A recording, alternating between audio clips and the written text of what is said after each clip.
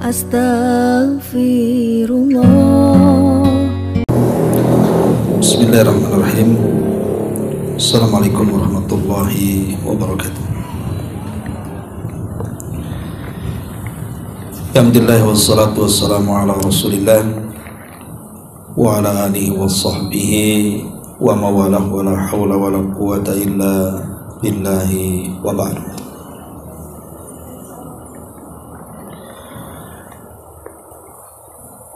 Terlanjutkan kajian kita masih membahas kitab Bulughul Maram dan kita masuk pada bab salat al-khusuf. Kemarin kita baru memulai dengan muqaddimah daripada salat khusuf dan sekarang kita masuk pada fikihnya tentang kaifiyah tata cara salat khusuf. Kita mulai dari hadis pertama. Anil Mughirah bin Syu'bah radhiyallahu anhu qala. Dari Mughirah bin Syu'bah radhiyallahu an dia mengatakan, in kasafatis syamsu ala ahdi Rasulillah sallallahu alaihi wasallam yauma mata Ibrahim. Telah terjadi gerhana matahari di zaman Nabi sallallahu alaihi wasallam di hari meninggalnya Ibrahim, putra Nabi dari Maria Qibtiyah. Faqala an-nas, maka manusia berkata, in kasafati syamsu li mauti Ibrahim. Manusia pun membicarakan soal kematiannya dan mengatakan telah terjadi gerhana matahari karena kematian Ibrahim. Faqala Rasulullah sallallahu alaihi wasallam, maka Nabi sallallahu alaihi wasallam bersabda, inna syamsa wal qamara ayatani min ayatillah la yankashifani li mauti ahadin wala li hayati. Sesungguhnya matahari dan bulan keduanya tanda dari tanda-tanda kekuasaan Allah, dan tidaklah digerhanakan keduanya karena kematian seseorang atau karena hidupnya seseorang. Fa idza ra'aitumuhuma fad'ullaha wa sallu hatta tankashifa. Kalau kalian melihat gerhana keduanya, berdoalah kepada Allah dan salatlah sampai gerhana selesai. Dalam riwayat Bukhari, hatta yanjali, sampai terang. Walil Bukhari min hadithi Abi Bakrah, dan dalam riwayat Bukhari dari hadis Abi Bakrah, fasallu, maka salatlah, wad'u, dan berdoalah, hatta yukshaf ma bikum, sampai tersingkap apa yang ada pada kalian. Hadis Mughirah bin Syu'bah radhiyallahu an ini menjelaskan kepada kita tentang tanda-tanda kuasa Allah subhanahu wa ta'ala, bahwa gerhana matahari ataupun bulan adalah tanda dari tanda-tanda kuasa Allah. Karena di zaman jahiliyah mereka selalu mengait-ngaitkan kejadian peristiwa yang ada di bumi itu dengan peristiwa-peristiwa yang ada di langit. Jadi kalau ada peristiwa di bumi selalu dikaitkan dengan peristiwa yang ada di langit. Makanya Nabi SAW meluruskan bahwa tidak ada kaitan peristiwa yang ada di bumi dengan peristiwa yang ada di langit.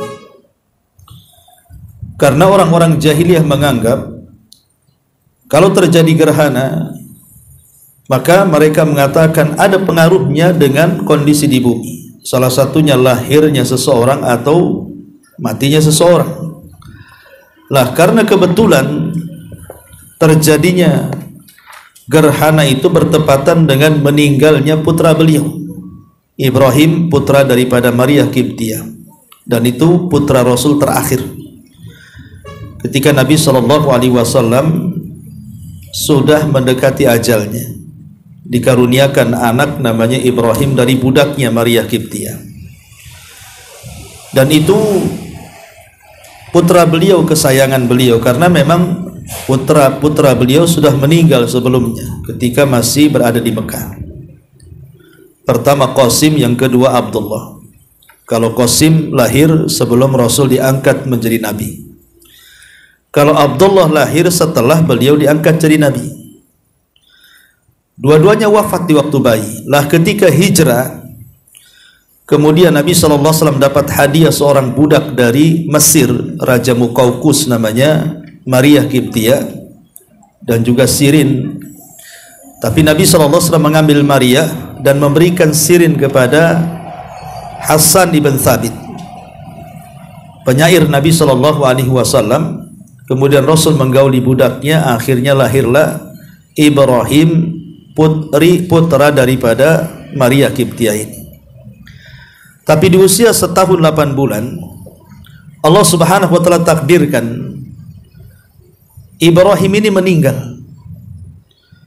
Dan kita tahu bahwa di zaman Nabi SAW belum pernah terjadi gerhana.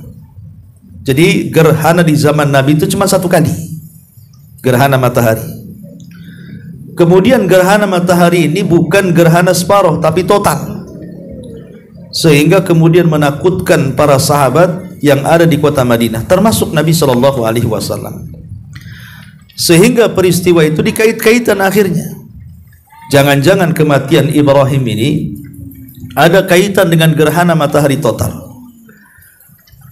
karena para sahabat masih terkait dengan khurafatnya jahiliyah.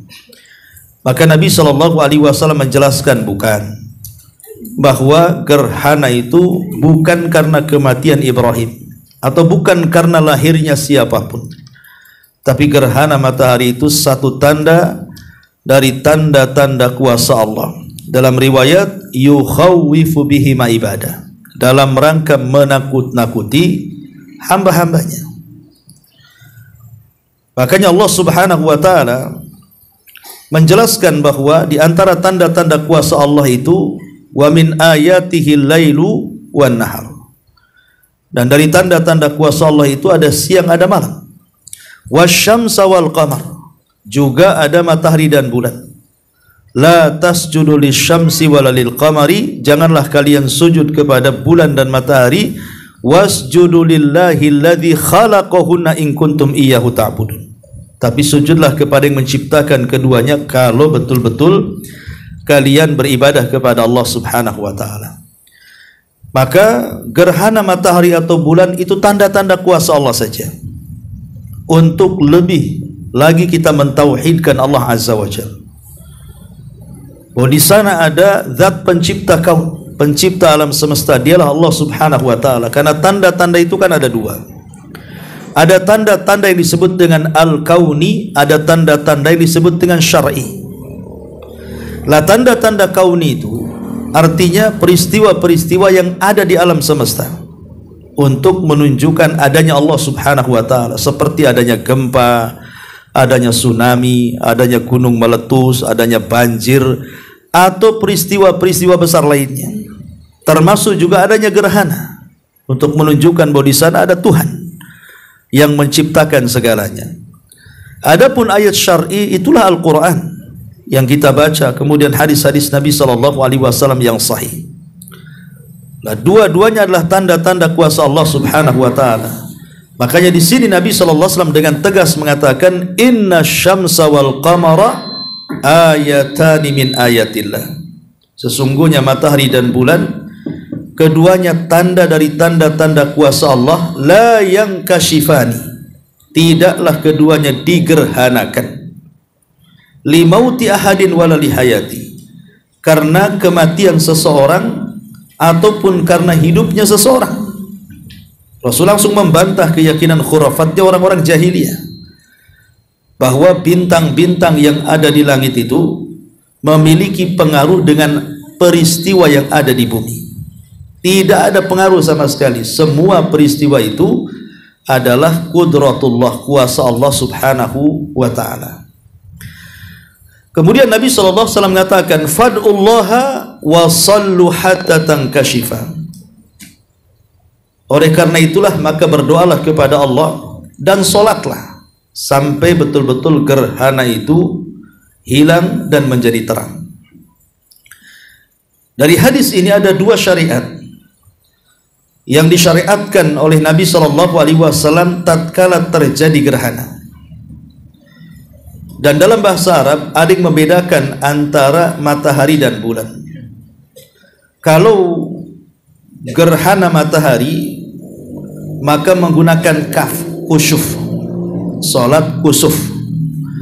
Tapi kalau gerhana bulan menggunakan kha, khusuf. Ya, jadi ada kusuf, ada khusuf. Kalau pakai kha itu menunjukkan gerhana bulan. Kalau pakai kaf itu menunjukkan gerhana matahari. Makanya ada salat khusuf, ada salat kusuf. Satu menggunakan kha, satu menggunakan kaf. Ya. Walaupun kata Syekh Utsaimin rahimahullahu taala sama saja, mau khusuf mau kusuf, ya dua-duanya menunjukkan gerhana. Jadi di sini Nabi SAW mensyariatkan dua perkara. Pertama, fad'ullah, banyak-banyaklah berdoa kepada Allah. Kenapa Nabi SAW menganjurkan berdoa kepada Allah Azza wa Jalla di waktu terjadi gerhana? Karena gerhana ini tanda-tanda kiamat masalahnya.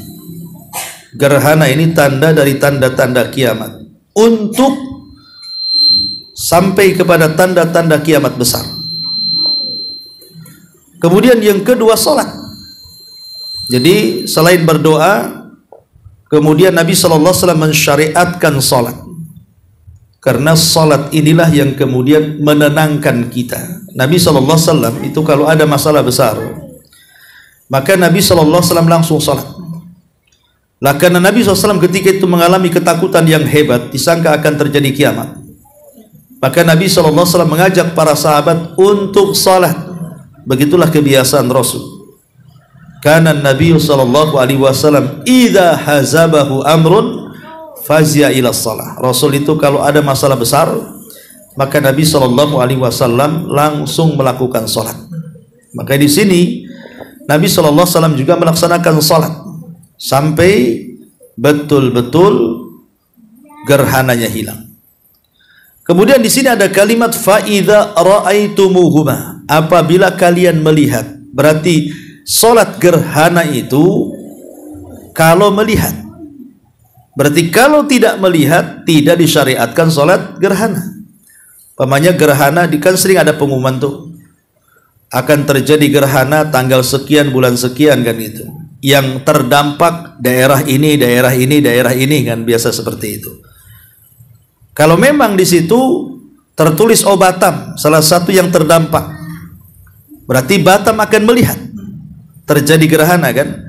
Tapi kalau tidak terdampak gitu kan, hanya di daerah utara atau selatan atau daerah barat di mana kita tidak tampak walaupun sama-sama di negeri Indonesia, maka tidak disyariatkan salat. Karena Rasul memberikan ilat salat gerhana itu kalau melihat.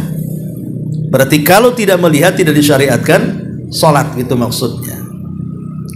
Karena di sini Nabi mengatakan fa idza ra'aitumuhuma, kalau kalian melihat dengan kedua mata dua gerhana itu, baik matahari ataupun bulan, baru kemudian kalian berdoa dan melakukan salat. Ma'asyiral muslimat yang dimuliakan Allah Azza wa Jalla. Dari hadis ini jumhurul ulama atau mayoritas para ulama mengatakan bahwa salat kusuf itu gerhana adalah sunnah muakkad. Sunnah muakkad. Karena Nabi SAW memerintahkan dengan salat itu dan Rasul salat. Dan Nabi SAW tidak pernah meninggalkan salat kusuf. Bagaimana akan meninggalkan? Kejadiannya satu kali.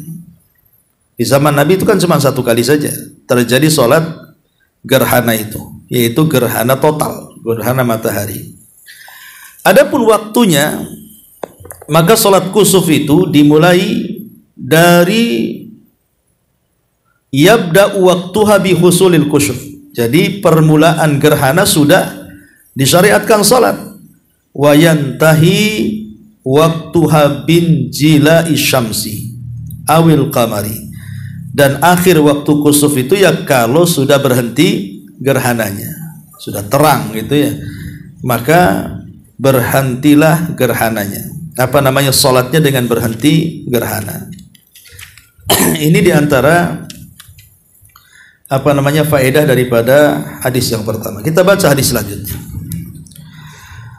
An Aisyah radhiyallahu anha anna Nabiy sallallahu alaihi wasallam jahara fi salatil kusuf bi qiraatihi fa shalla arba'a raka'atin fi rak'ataini wa arba'a sajadatin muttafaqun alaihi wa hadha lafdhu Muslim wa fi riwayatin lahu fa ba'atha munadiyan yunadi as-salatu jami'atun as-salata jami'atan. Dari Aisyah ummul mukminin radhiyallahu anha, Nabi SAW mengeraskan bacaan dalam salat gerhana. Beliau salat 4 ruku di 2 rakaat dan juga 4 sujud di 2 rakaat. Kemudian dalam riwayat Rasul mengutus seseorang untuk memanggil as-salah jami'ah. Ma'asyiral muslimat yang dimuliakan Allah Subhanahu wa taala, dari hadis ini terjadi silang pendapat. Apakah salat gerhana itu dikeraskan bacaannya, ataukah salat gerhana itu disirkan bacaannya? Sepakat para ulama, kalau gerhana bulan maka tidak ada khilaf ulama bahwa salat gerhana bulan itu dijaharkan. Jadi salat gerhana itu maksudnya gerhana bulan, tidak ada khilaf ulama bahwa salat gerhana bulan dikeraskan bacaannya. Kenapa? Karena salat gerhana bulan itu salat yang terjadi di malam hari, dan salat di malam hari itu disunahkan dikeraskan. Maghrib, isya, subuh itu kan dikeraskan, asal salat malam itu dikeraskan. Makanya tidak ada khilaf salat gerhana bulan itu dikeraskan. Yang jadi khilaf itu adalah gerhana matahari, karena asal sholat siang itu tidak dikeraskan, sementara matahari itu kan asalnya di siang hari. Sebagian para ulama mengatakan bahwa sholat gerhana matahari itu tidak dikeraskan. Di antara yang berpendapat seperti ini Imam Syafi'i, Imam Malik, dan Abu Hanifah. Jadi Imam Syafi'i, Imam Malik, dan Abu Hanifah, artinya ini pendapat jumhur, mayoritas ulama mengatakan bahwa salat gerhana matahari yang terjadi di siang hari maka tidak disunahkan dikeraskan. Kembali kepada hukum salat di siang hari, zuhur, asar kan tidak dikeraskan. Makanya menurut 3 imam ini, Syafi'i, Malik, dan Abu Hanifah, kalau terjadi gerhana matahari maka disirkan bacaannya. Tetapi pendapat Imam Ahmad, dan ini pendapat yang kuat wallahu alam, dan yang dipilih oleh Syekhul Islam Ibn Taimiyah, muridnya Imam Ibnul Qayyim, kemudian Daud Al-Zahiri dan yang lainnya, mengatakan bahwa baik malam gerhana bulan ataupun siang gerhana matahari maka disunnahkan untuk dikeraskan. Sebagian para ulama dalil ya dengan salat Id, dengan salat istisqa, kan keduanya dikeraskan. Maka begitu juga salat kusuf atau salat gerhana juga dikeraskan. Ini menurut pendapat Imam Ahmad dan yang dipilih oleh Syekhul Islam Ibn Taimiyah dan juga Imam Ibnul Qayyim rahimahullahu taala. Kenapa demikian? Karena Nabi SAW salat kusuf itu 1 kali, salat gerhana matahari, dan Rasul SAW mengeraskan bacaannya. Dari sini menunjukkan bahwa salat kusuf itu tetap dikeraskan bacaannya, baik terjadi gerhana bulan ataupun terjadi gerhana matahari. Wallahu a'lam.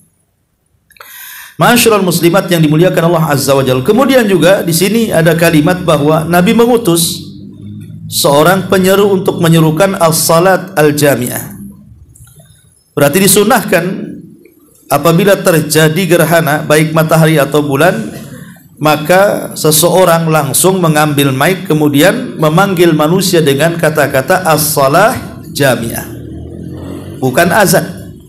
Ya, jadi sebagai pengganti azan, maka panggilan kepada manusia supaya datang ke masjid dengan panggilan as-salat al-jami'ah.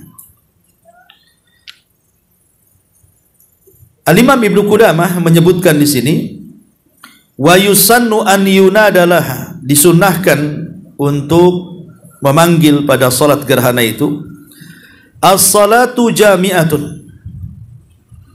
as-salatu jami'ah, bahwa salat akan ditegakkan. Dan itu berdasarkan hadis Abdullah bin Amr radhiyallahu an, ketika terjadi gerhana matahari di zaman Nabi sallallahu alaihi wasallam, maka penyeru akan memanggil dengan sebutan as-salatu jami'atun, muttafaqun alaih. Kemudian kata beliau, la yusannu laha adzan, tidak disunahkan adzan, wala iqamatun, dan tidak disunahkan qomat, lianna Nabi sallallahu alaihi wasallam sallaha bi ghairi adzanin wala iqamatin. Kata Imam Ibnu Qudamah, karena Rasul ketika salat gerhana itu tidak ada yang mendahului salat dengan adzan ataupun dengan iqamat. Wali annaha min ghairi salawatil khamsi, dan juga salat gerhana bukan salat 5 waktu. Fa asbahat sairan nawafil, maka sebagaimana salat-salat sunnah tidak dimulai dengan azan, maka begitu juga salat gerhana tidak dimulai dengan azan. Ini perkataan Al-Imam Ibnu Qudamah rahimahullahu taala. Intinya bahwa dalam hadis ini ada dua permasalahan. Pertama, bahwa disunahkan dikeraskan walaupun itu salat gerhana matahari. Kemudian yang kedua, tidak ada azan, tidak ada iqamat, cukup memanggil manusia dengan sebutan as-salatu jami'atun. Kenapa alasannya? Pertama, karena Nabi tidak pernah melakukannya. Yang kedua, karena salat gerhana bukan salat wajib, berarti dikiaskan dengan semua salat sunnah yang tidak dimulai dengan azan ataupun iqamah. Kemudian hadis berikutnya, An Ibni Abbasin radhiyallahu anhuma qala, dari Abdullah ibn Abbas radhiyallahu anhuma dia mengatakan, in khasafati syamsu ala ahdi Rasulillah sallallahu alaihi wasallam, pernah terjadi gerhana matahari di zaman Nabi sallallahu alaihi wasallam, fa shalla, maka Rasul pun salat. Faqama qiyaman tawilan, maka beliau berdiri dalam salat itu dengan sangat panjang. Nahwan min qiraati suratil Baqarati, hampir-hampir semua surah Al-Baqarah dibacanya. Thumma raka'a ruku'an tawilan, kemudian beliau ruku dengan ruku yang sangat panjang. Thumma rafa'ah faqama qiyaman tawilan, kemudian beliau pun bangkit daripada ruku, kemudian berdiri dengan berdiri yang lama. Wa huwa dunal qiyamil awal, tentu tidak seperti berdiri yang pertama, agak sedikit pendek dibandingkan yang pertama. Tsumma raka'a ruku'an, kemudian beliau pun ruku tawilan, dengan ruku yang panjang. Wa huwa dunar ruku'il awal, tentu berbeda dengan ruku yang pertama, agak pendek. Tsumma sajada, setelah itu beliau sujud. Tsumma qama qiyaman tawilan, kemudian beliau pun bangkit dari sujud, kemudian berdiri dengan lama. Wa huwa dunal qiyamil awal, tentu berbeda dengan berdiri yang pertama, lebih pendek lagi. Tsumma raka'a ruku'an tawilan, maka beliau pun ruku dengan ruku yang panjang. Wa huwa dunar ruku'il awal, tentu berbeda dengan ruku yang pertama, lebih pendek lagi. Tsumma rafa'a, kemudian beliau mengangkat badannya. Faqama qiyaman tawilan, beliau pun kemudian berdiri dengan berdiri yang lama. Wa huwa dunal qiyamil awal, tentu berbeda dengan berdiri yang pertama. Tsumma raka'a ruku'an tawilan, kemudian beliau ruku dengan ruku yang panjang. Wa huwa dunar ruku'il awal, berbeda dengan ruku yang pertama. Tsumma sajada, kemudian sujud. Tsumma sarafa, kemudian beliau berpaling. Wa qad injalati syamsu, sementara matahari sudah terang. Fa khataban nas, beliau berkhutbah, muttafaqun alaih. Dan dalam riwayat Bukhari dan lafaz untuk Bukhari, maksudnya lafaz yang panjang ini, dan juga disebutkan dalam riwayat Muslim, shalla hina kasyafati syamsu 8 raka'atin fi 4 sajadatin. Beliau kemudian salat ketika terjadi gerhana matahari 8 rakaat, 8 ruku dengan 4 sujud. 8 rakaat di 4 sujud. Rakaat ruku ya, 8 ruku di 4 sujud. Wa an aliyin mithlu dzalik. Begitu juga dalam riwayat Ali seperti itu. Kemudian juga walahu an Jabir, dan juga diriwayatkan dari Jabir, shalla 6 rakaat bi 4 sajadat. Beliau salat 6 rakaat dengan 4 sujud. Wali Abi Dawud an Ubay bin Ka'ab, dan dari riwayat Abi Dawud dari Ubay bin Ka'ab, shalla beliau salat fa raka'a dan ruku 5 rakaatin dengan 5 ruku wa sajada sajadatain, kemudian sujud 2 kali dengan 2 kali sujud. Wa fa'ala fi tsaniyati mithla dzalik. Beliau melakukan hal itu yang keduanya sama seperti yang pertamanya. Artinya di sini kalau kita ringkas dari hadis Abdullah bin Abbas radhiyallahu anhu ini yang paling lengkap hadis tentang masalah salat kusuf, kaifiyah salat kusuf ya. Jadi salat kusuf itu sama dengan salat-salat sunnah yang lainnya. Artinya dilakukan dengan 2 rakaat. Salat kusuf itu sama dengan salat-salat yang lainnya, dilakukan dengan 2 rakaat. Tetapi 2 rakaat ini dia melakukan ruku 2 kali, kemudian berdirinya juga 2 kali. Jadi setiap 1 rakaat itu 2 kali berdiri dan 2 ruku saat berdiri. Jadi umpamanya saya praktekkan Allahu Akbar, kemudian baca iftitah, kemudian baca ta'awudz, kemudian baca basmalah, kemudian baca Fatihah, kemudian baca surat, kemudian ruku. Ya. Tentu rakaat pertama disunahkan panjang. Kemudian setelah ruku-rukunya juga panjang. Kemudian setelah ruku berdiri lagi. Setelah berdiri membaca Fatihah, membaca surat. Kemudian ruku lagi. Kemudian baru i'tidal. Ya. Kemudian baru sujud. Sujud 2 kali, ya. Kemudian setelah itu bangkit dari sujud, masuk ke rakaat kedua. Rakaat kedua juga berdirinya 2 kali dan rukunya juga 2 kali. Jadi rakaat kedua Allahu Akbar biasa, baca surat, baca ayat dan surat. Kemudian ruku dengan ruku yang panjang. Kemudian bangkit lagi. Kemudian baca Fatihah dan surat lagi. Kemudian ruku lagi. Kemudian bangkit i'tidal, kemudian sujud. Kemudian sujud lagi 2 kali. Kemudian tasyahud akhir, kemudian salam. Ya. Itu kaifiyah salat kusuf. Ya. Jadi setiap rakaatnya 2 kali berdiri dan 2 kali ruku. Dan setiap berdiri tetap membaca Fatihah dan surat. Ya. Itu ringkas daripada hadis Abdullah bin Abbas radhiyallahu anhu. Tentu kalau kita melihat hadis Abdullah bin Abbas ini, rakaat pertama panjangkan bacaannya. Sepanjang-panjangnya kan itu, karena terkadang gerhana itu lama. Bisa sejam 2 jam kadang-kadang kan. Makanya kemudian pada rakaat pertama itu dipanjangkan berdirinya. Ketika dipanjangkan berdirinya, maknanya bacaannya dipanjangkan. Ya. Kemudian ruku pada rakaat pertama ini dipanjangkan rukunya. Ya. Kemudian bangkit lagi, berdiri yang kedua. Kemudian baca Fatihah dan surat. Lah ini harus lebih pendek dibandingkan rakaat yang pertama tadi. Berdiri yang pertama maksudnya. Kemudian ruku lagi lebih pendek dibandingkan ruku yang pertama. Kemudian baru sujud. Kemudian masuk pada rakaat yang kedua, berdiri di rakaat yang kedua itu maka harus lebih pendek dibandingkan rakaat yang pertama. Jadi suratnya agak dipendekkan lagi. Kemudian ruku, kemudian bangkit lagi berdiri.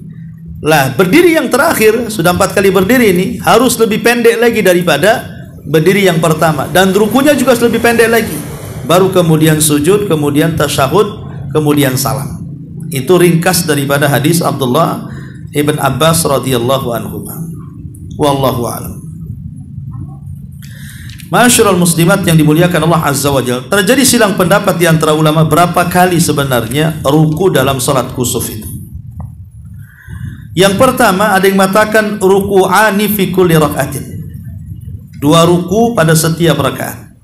Dan ini adalah pendapat Syafi'i, pendapat Malik, pendapat Ahmad, dan inilah pendapat jumhur mayoritas para ulama berdasarkan hadis yang warid dari Nabi SAW yang membicarakan salat kusuf. Dan inilah pendapat Syekhul Islam Ibn Taimiyah, Imam Ibnul Qayyim, Imam San'ani, Imam Syaukani, dan banyak para ulama yang berfatwa dengan pendapat yang pertama ini. Ini yang pertama. Yang kedua, boleh yajuju ruku'ani wa thalatha, boleh dilakukan dengan 2 ruku atau 3 ruku. Boleh dilakukan 2 atau 3 kali ruku. Kemudian boleh juga wa arba'atu fi kulli rak'atin, ataupun boleh juga 4 ruku. Amalan bil ahadits waridah fi dzalik, sebagai pengamalan dalam hadis yang warid tentang masalah salat kusuf. Jadi kalau 3 ruku berarti 3 kali berdiri. Kalau 4 ruku juga di 4 kali berdiri dalam 1 rakaat itu. Ya, jadi umpamanya Allahu Akbar, baca iftitah, ta'awud, basmalah, Fatihah, surat, ruku. Kemudian berdiri lagi. Kemudian baca Fatihah, kemudian surat, kemudian ruku. Berdiri lagi. Baca Fatihah, kemudian surat, kemudian ruku, berdiri lagi. Kemudian baru sujud. Ini kalau 3 ruku, ya. Kalau 4 ruku ya sama, tinggal nambah saja. Setelah ruku yang ketiga berdiri lagi, baca Fatihah, baca surat, kemudian ruku, kemudian berdiri lagi. Jadi ada 2 kaifiyah yang disebutkan oleh di sini para ulama, bisa rukunya 3, bisa rukunya 4, atau rukunya 2 saja. Kemudian juga yang ketiga, yusalli rak'ataini kama yusallil jum'ata wa subha, atau salat gerhana itu sama dengan salat Jumat ataupun salat subuh. Maksudnya tidak banyak melakukan ruku. Ya bagaimana ibu salat subuh, seperti itulah salat gerhana. Ataupun bagaimana bapak-bapak salat Jumat, seperti itulah salat gerhana. Ya layaknya salat sunnah biasa. Ya, ini juga ada yang berpendapat seperti itu, dan ini adalah pendapat Imam Nawawi, pendapat Sufyan Ats-Tsauri, dan pendapat Abu Hanifah. Ya, berdasarkan bahwa salat kusuf sama dengan salat-salat sunnah yang lainnya, sehingga kaifiyahnya juga sama dengan salat-salat yang lainnya. Berarti di sini ada 3 pendapat tentang masalah salat kusuf. Pendapat yang pertama, ruku 2 kali. Pendapat yang kedua, boleh ruku 2 kali, 3 kali atau 4 kali. Pendapat yang ketiga, 1 kali saja, sama dengan salat-salat yang lainnya. Dan itu pendapat Imam An-Nawawi, Tsauri, dan Abu Hanifah. Tetapi wallahu alam, pendapat yang kuat dari 3 pendapat ini adalah pendapat yang pertama, karena itu yang paling banyak riwayat tentang salat kusuf, di mana salat kusuf itu pada setiap rakaatnya 2 kali ruku dan 2 kali berdiri. Begitu juga rakaat yang kedua, 2 kali ruku dan 2 kali berdiri. Itu yang paling banyak riwayatnya, sehingga wallahu alam inilah yang paling sahih dari 3 pendapat para ulama ini. Ma'asyiral muslimat yang dimuliakan Allah Subhanahu wa taala, apakah salat gerhana ini harus jamaah? Harus berjamaah ke masjid, baik laki-laki atau perempuan? Maka jumhur ulama mengatakan bahwa hukum salat jamaah dalam salat gerhana ini adalah sunnah mustahab. Karena ini bicara soal perbuatan Nabi, dan perbuatan Nabi itu dibawa kepada sunnah, tidak wajib. Dan ini adalah pendapat mayoritas ulama. Jadi mayoritas ulama mengatakan sholat kusuf berjamaah itu sunnah, artinya ibu bisa sholat sendiri di rumah. Ya. Tetapi pendapat Imam Malik, Abu Hanifah, dia mengatakan tidak sah sholat kusuf itu kecuali dengan berjamaah. Jadi tidak sah. Ya, la yusalla fihi la yusalli fihi afwan ya. Terbalik ya. Pendapat Imam Malik dan Abu Hanifah justru tidak ada salat kusuf berjamaah. Kok saya salah baca. Jadi salat kusuf itu dilakukan sendiri-sendiri di rumah. Itu menurut pendapat Imam Malik dan Abu Hanifah. Tetapi ada juga pendapat yang lain seperti pendapat Abu Yusuf dan Muhammad ibn Hasan mengatakan bahwa justru jamaah itu syarat sahnya salat kusuf. Berarti di sini ada 3 pendapat ya. Pendapat yang pertama, pendapat mayoritas ulama. Pendapat mayoritas para ulama. Artinya salat kusuf itu boleh dilakukan sendiri, boleh dilakukan berjamaah, karena berjamaah itu sunnah saja. Pendapat yang kedua, salat kusuf itu tidak disyariatkan berjamaah, tetapi sendiri-sendiri di rumah. Dan itu pendapat Imam Malik dan Abu Hanifah. Pendapat yang ketiga, justru tidak sah salat kusuf itu kecuali dengan jamaah. Dan ini pendapat Abu Yusuf, murid daripada Abu Hanifah, dan Muhammad ibnul Hasan. Ya, tetapi wallahu alam, pendapat yang kuat adalah pendapat jumhur ulama bahwa salat kusuf itu sebaiknya dilakukan berjamaah. Tapi kalau seandainya tidak sempat berjamaah, maka boleh salat sendiri-sendiri, karena salat kusuf itu hanya sunnah saja berjamaah. Kemudian juga masalah berikutnya adalah hukum khutbah setelah salat kusuf. Kalau salat Jumat kan jelas khutbah mempengaruhi salat ya. Kalau khutbah di salat Id sunnah saja, boleh mendengar boleh tidak. Nah, sekarang macam mana di salat kusuf ini? Maka disebutkan oleh Imam Nawawi. Imam Nawawi ini kan seorang mazhab Syafi'i, dia mengatakan qad dzakarna anna madhhabana, kami telah menyebutkan bahwa madhab kami Syafi'i istihbab khutbataini ba'da salatil kusuf, disunahkan melakukan 2 kali khutbah setelah salat kusuf. Artinya setelah salat maka seorang imam langsung berkhutbah seperti khutbah Jumat, 2 kali khutbah. Khutbah pertama, kemudian duduk lagi, kemudian masuk ke khutbah kedua ya. Kemudian baru selesai khutbahnya.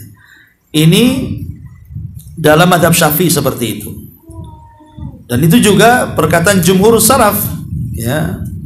Di antaranya ya, Al-Imam Ibnul Mungdir yang menukilkan bahwa ini pendapat jumhur ulama. Tetapi Imam Malik dan Abu Hanifah serta Abu Yusuf dan Ahmad dalam satu riwayat tidak disyariatkan la tusra'u lahal khutbah, tidak ada khutbah, yang ada salat saja. Habis salat pulang. Itu katanya Imam Malik, Abu Hanifah dan Abu Yusuf serta Imam Ahmad dalam satu riwayat la tusra'u laha al khutbah, tidak disyariatkan adanya khutbah ya. Kenapa demikian? Alasannya karena Nabi SAW ketika terjadi gerhana itu, beliau hanya ngasih tahu bahwa gerhana itu bukan karena kematian seseorang, bukan karena hidupnya seseorang. Beliau bukan berkhutbah, beliau itu hanya ngasih tahu, meluruskan pemahaman saja ya. Tetapi oleh jumhur ulama kemudian dipahami bahwa itu adalah khutbah ya. Jadi Nabi SAW ketika memberikan alasan kenapa terjadi gerhana itu, kemudian meluruskan keyakinan orang-orang jahiliyah, itulah menunjukkan bahwa beliau sedang berkhutbah. Nah, dan ini pendapat yang kuat wallahu alam ya. Tetapi yang jadi persoalan apakah 2 kali khutbah atau sekali khutbah saja. Ada yang mengatakan 2 kali khutbah berdasarkan pendapat Imam Syafi'i, dan ada yang mengatakan 1 kali khutbah saja, dan inilah pendapat yang kuat. Jadi cuma 1 kali khutbah saja, tidak ada duduk kemudian khutbah lagi seperti Jumat. Dan itu adalah zahir perkataan Imam Asy-Syaukani rahimahullahu taala. Ini masalah yang berikutnya. Kemudian masalah yang lain tentang disunnahkan memanjangkan salat dalam kusuf. Jadi sunnah hukumnya memanjangkan salat kusuf itu, baik berdirinya, baik rukunya, baik sujudnya. 3 perkara ini dipanjangkan. Jadi bukan hanya berdirinya saja panjang, rukunya pun harus panjang, sujudnya pun harus panjang, sunnah hukumnya ya. Walaupun kemudian ada sebagian ulama Syafi'i mengatakan tentang masalah apakah sujud harus dipanjangkan atau tidak, maka beliau mengatakan sujud seperti biasa, yang penting berdirinya saja yang lama. Ya, beliau maksudnya dalam mazhab Syafi'i mengatakan seperti itu. Wallahu a'lam. Intinya bahwa kalau kita melihat hadis-hadis Nabi Shallallahu Alaihi Wasallam, maka beliau memanjangkan berdiri, memanjangkan ruku, dan memanjangkan sujud sampai betul-betul gerhananya selesai. Baik, ma'asyiral muslimat yang dimuliakan Allah Subhanahu wa taala. Kemudian juga tentang hukum rakaat berdiri yang kedua kali. Kan berdiri yang pertama jelas tuh, baca Fatihah, kemudian surat, kemudian ruku, kemudian berdiri lagi kan? Ya. Jadi hukum berdiri yang kedua dan membaca Fatihah serta ruku yang kedua pada setiap rakaat. Jadi Imam Syaukani rahimahullahu taala dalam kitab Al-Autar dia mengatakan, wala budda minal qiraati bil Fatihati fi kulli rakaatin. Bahwa apabila berdiri kedua kalinya setelah ruku yang pertama harus tetap membaca Fatihah pada setiap rakaatnya. Bahkan kalau seandainya tidak membaca Fatihah, tidak dianggap sah sholatnya. Karena saya juga pernah mengikuti sholat gerhana, ya kebetulan imamnya pada berdiri yang kedua dia tidak baca Fatihah langsung surat. Dia tidak baca Fatihah langsung surat gitu ya. Jadi ketika habis sholat saya tegur gitu, kok enggak ada Fatihahnya, kenapa langsung surat? Ya, dia bilang kan sudah baca Fatihah katanya. Ini hanya surat tambahan ya. Maka kalau kita lihat pendapat Syaukani justru tidak sah sholatnya, tetap pada berdiri yang kedua pun baca Fatihah, itu maksudnya ya. Makanya Imam Nawawi menyebutkan dalam Syarah Sahih Muslim, wattafaqal ulama ala annahu yaqra al-Fatihah fil qiyamil awal min kulli rak'atin wa ikhtalafu fil qiyamits tsani. Sepakat ulama pada berdiri yang pertama baca Fatihah dan surat, tapi ulama berbeda pendapat tentang berdiri yang kedua, apakah baca Fatihah atau tidak.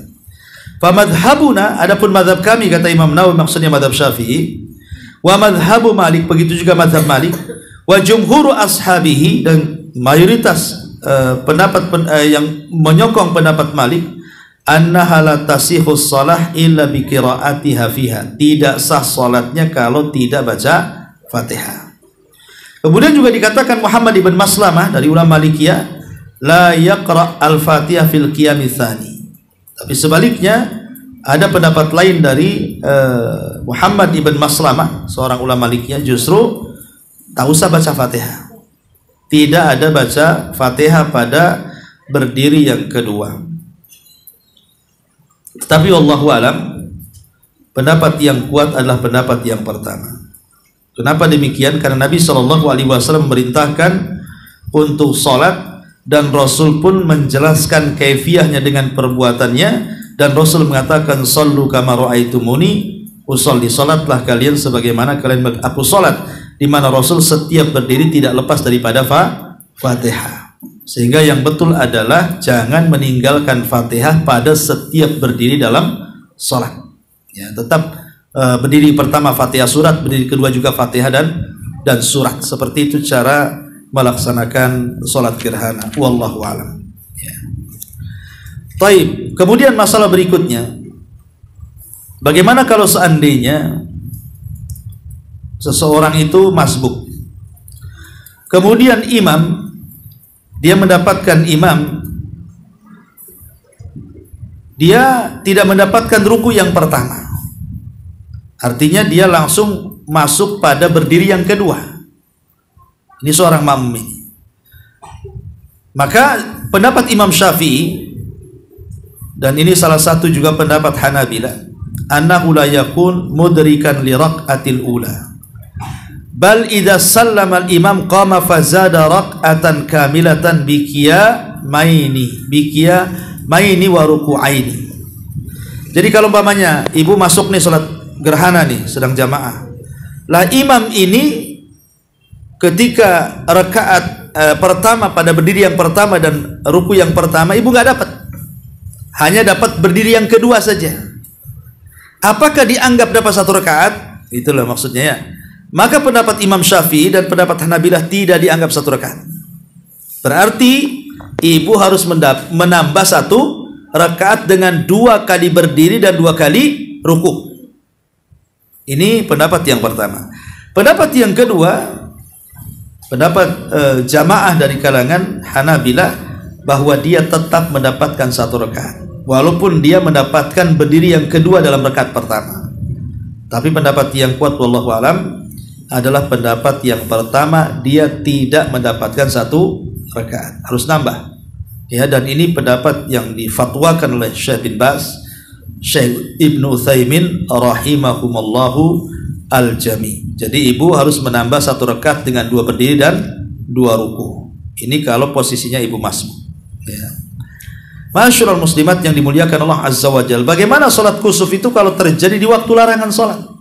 Kan ada 3 waktu larangan salat: setelah subuh, ketika matahari berada di kepala, ketika habis salat asar sampai maghrib. Itu kan larangan salat tuh. Tak boleh salat di situ.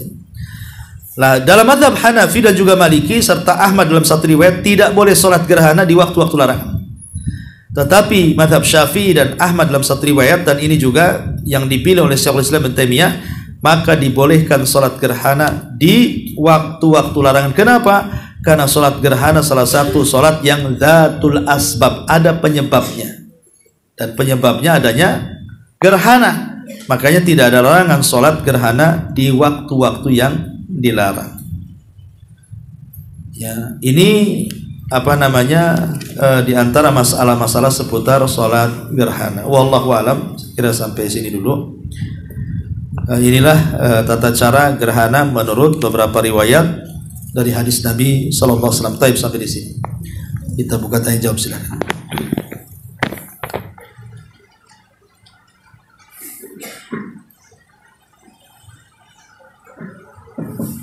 Assalamualaikum warahmatullahi wabarakatuh. Waalaikumsalam. Ustaz, apa diperbolehkan seandainya orang tersebut mengulang-ulang surat pada berdiri yang pertama, kemudian dia baca setelah dia baca Al-Fatihah, kemudian dibaca surat, buku, kemudian berdiri lagi dan baca surat, tapi suratnya itu sama dengan surat yang pertama. Demikian, Ustaz.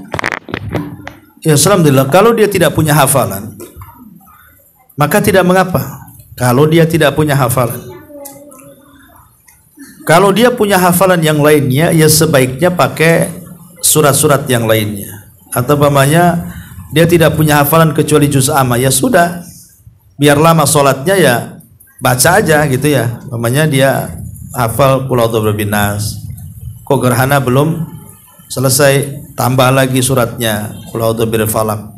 Kok belum selesai, tambah lagi Al-Ikhlas, tambah lagi, dan begitu seterusnya sampai lama. Kalau enggak punya hafalan kecuali juz amma kan itu ya.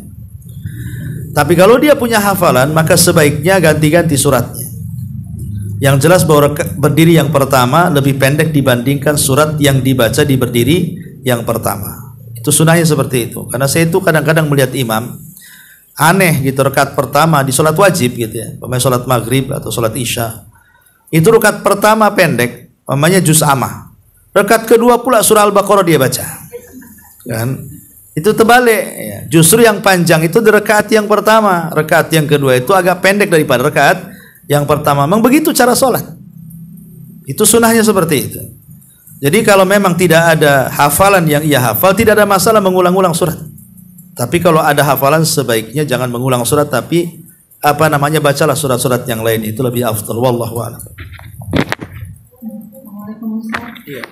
Misalnya dia tadi masuk, terus dia harus menambah 1 rakaat. Apakah juga harus dengan 2 rukuk tadi ya Ustaz? Iya.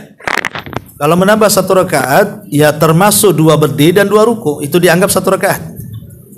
Lalu kalau misalnya sholat Idul Fitri juga begitu ya Ustaz? Misalnya ketinggalan. Iya. Kalau Idul Fitri pun sama takbirnya. Kalau ketinggalan ya takbir, umpamanya ibu cuma dapat 1 rakaat, masuk rakaat kedua, maka takbirnya 5 kali takbir juga. Jadi misalnya dia sudah mendapati rakaat kedua, ya, lalu ketika menambah 1 rakaat lagi dengan 7 kali, tapi 5 kali. Ya kan ibu masuk ke rakaat kedua. Kalau ibu belum dapat rakaat yang pertama, Maka ulama mengatakan, umpamanya gini, ibu mendapatkan rukuknya imam pada rakaat kedua, berarti kan mendapatkan 1 rakaat dalam sholat id ya. Kalau mendapatkan rukuknya imam pada rakaat kedua berarti dianggap dapat 1 rakaat. Berarti masuk ke rakaat yang kedua ya tinggal takbir 5 kali, 6 kali dengan takbir intikal. Tapi sekali lagi ini kan takbir tambahan ini kan sunnah hukumnya. Kalaupun tidak dilakukan sah-sah saja kan itu, tidak perlu sujud sahwi. Ya kan kadang-kadang saya juga kadang-kadang lupa juga, pernah juga saya waktu jadi imam di Pontrenis dulu itu rakaat pertama takbir, rakaat kedua lupa takbir kan itu. Ya tidak ada masalah, tidak perlu diulangi sholatnya dan tidak ada sujud sahwi karena tambahan takbir dalam sholat itu hukumnya sunnah saja. Sunnah dikerjakan dapat pahala, tidak dikerjakannya tidak ada masalah kan itu. Lain kalau masuknya rukun ataupun wajib. Kalau rukun batal sholatnya, ya harus didatangkan takbirnya. Kalau wajib harus sujud sahwi, kan itu. Tapi kalau ditinggalkan secara sengaja bisa batal, wajib juga. Nah, tapi kalau sunnah itu, maka seandainya tidak sujud sahwi tidak batal. Kalaupun sujud sahwi tidak ada masalah. Tapi kalau tidak sujud sahwi pun tidak batal sholatnya. Cuman kita meninggalkan sunnah sholat saja. Ya, wallahu a'lam. Dari beberapa banyak perbedaan pada kaifiah sholat kusuf ini tadi, saya menyimpulkan kalau perkataan jumhur ulama itu berarti nggak selalu yang kuat gitu ya Ustaz. Tidak selalu. Jadi kalau kita ingin mengambil pendapat itu sebaiknya harus yang pendapat yang kuat. Ya kita kan mengambil sesuai dengan dalil. Tidak semua jumhur ulama itu lebih kuat dibandingkan yang sedikit kan gitu. Karena perselisihan para ulama itu kan tergantung keyakinan kita. Kalau jumhur melihat dalilnya lebih kuat ya kita milih jumhur gitu. Tapi kalau rupanya yang tidak sesuai dengan jumhur, umpamanya imam mazhab 3 sepakat, 1 tidak sepakat, rupanya tidak sepakat lebih kuat secara dalil, ya sudah kita memilih 1 imam yang lebih kuat dalilnya menurut kita. Ya karena menurut orang lain belum tentu. Jumhur lebih kuat kadang-kadang setelah diteliti dalilnya. Jadi itu kembali kepada kita yang berpendapat sebenarnya. Makanya saya bilang ini pendapat saya memilih ini. Kalau ibu mau pendapat yang lain silahkan kan gitu ya. Karena menurut saya ini lebih kuat berdasarkan yang saya teliti dan saya lebih cenderung ke situ. Ya, tapi tetap kita juga tidak bisa memilih pendapat dari akal kita, tetap harus mengambil pendapat ulama kan itu. Tetap mengambil pendapat ulama yang menurut kita lebih kuat. Bukan kita berpendapat sendiri, tidak. Karena sudah ada dicatat oleh para ulama di situ kan. Wallahu a'lam. Baik.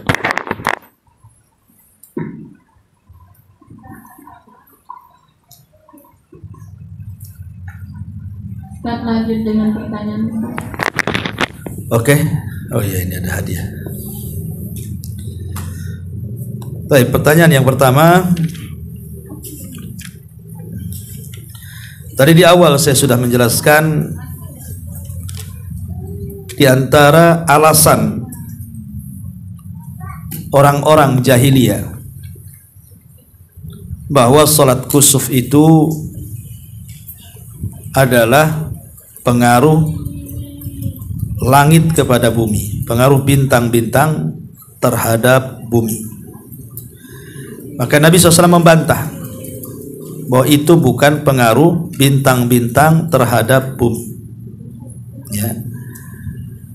Apa bantahan Nabi kepada keyakinan orang jahiliyah ini? Bahwa bintang, bulan, matahari itu tidak mempengaruhi kepada peristiwa yang ada di bumi. Apa bantahannya Nabi kepada mereka? Pakai mic ya Bu.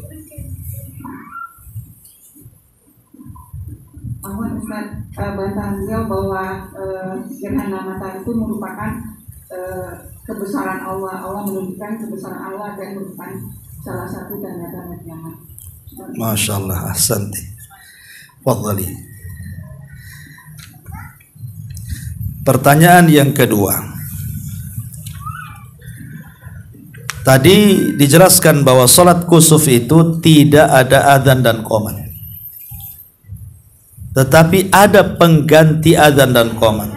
Apa yang harus diteriakkan? Karena tidak ada adzan qomat, lalu bagaimana cara manggilnya? Ya. As-salatu As-salatu jami'atun. Ahsan, Masya Allah. Fadhali. Ya. Paling enak jawabannya itu. Ya.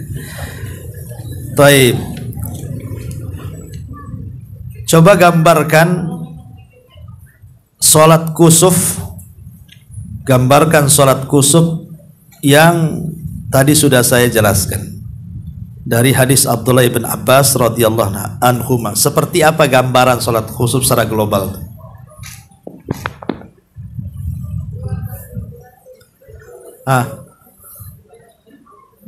Gimana?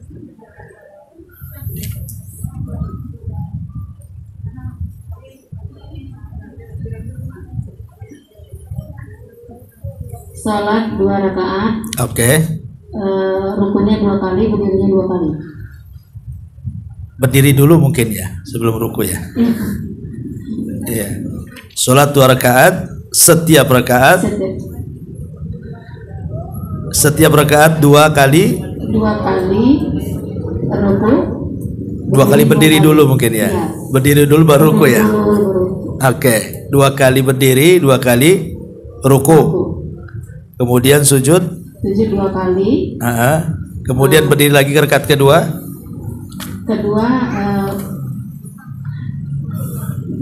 Sama dengan yang pertama lah. Iya, 2 kali berdiri lagi, 2 kali ruku lagi. Setiap berdiri baca Fatihah dan surat. Gak apa-apa lah, dapat hadiah juga. Ya, silahkan. Baik. Ini yang bisa saya sampaikan, mudah-mudahan ada manfaatnya. Subhanaka wa bihamdika, asyhadu an la ilaha illa anta, astaghfiruka wa atubu ilaik. Allahu a'lam. Assalamualaikum.